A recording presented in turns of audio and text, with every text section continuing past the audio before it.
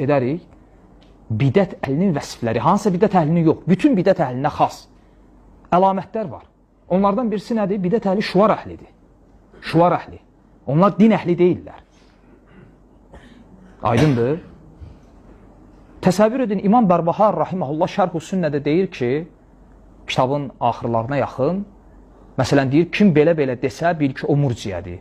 Kim belə-belə etsə, bil ki, o rafizidir. Yəni, bidət əhlini sənə tanıdır. Orada bir yer var, deyir ki, kim sənə desə ki, mənə tohiddən danış, bil ki, o mu'təzilə və xaricidir. Tohidi xavaricilərlə nə əlaqəsi var? Deməli, insanlar olub ki, xavaricilərdən tohidlə insanları öz yoluna çəkiblər. Və bu İmam Hasan yaşayıb, İmam Əhmədin tələbələrinin tələbəsidir. 11 əsr bundan qabaq xavaricilər tohid adı altında insanları öz yollarına çəkirdi. İmam Bərbahar deyir. Beləsini görsən, bil ki, xavaricdir. Xavaricilərin əlaməti olub. Və bu bidət əhlinin vəsifidir, onlar şuvar əhlidirlər. Aydındır. Kimsə gəlir, deyir ki, əhl-i beyti sevmək imandandır. Düz deyir.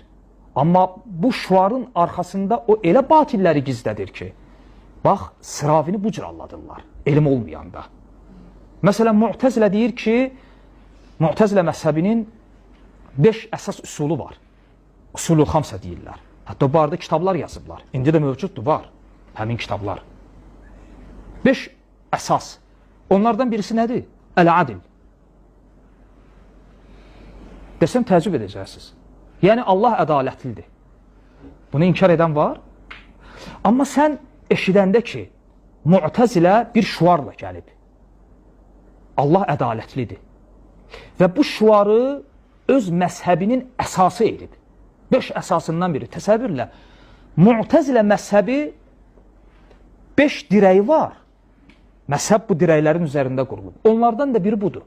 Allah ədalətlidir. Sən artıq bunu görəndə artıq bilməlisən ki, torbada bir şey var. Çünki sən də deyirsən, axı, Allah ədalətlidir. Bilirsiniz bunu deyərkən nəyi qəsd edirlər? Qədəri inkarı. Çünki o etiqad edir ki, sən qədəri isbat etməklə Allaha zülm nisbət edirsən. Aydındır. Sən etiqad edirsən ki, qul nə edirsə etsin, xeyir və şər adına. Bütün etdiklərini murad edən, istəyən Allahdır. Xəlq edən Allahdır.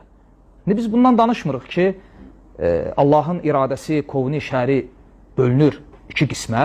Ümumən, Mu'təzilə belə düşünüb ki, belə etiqad edib ki, əgər qulun asilikləri, qulun şər əməlləri Allahın istəyi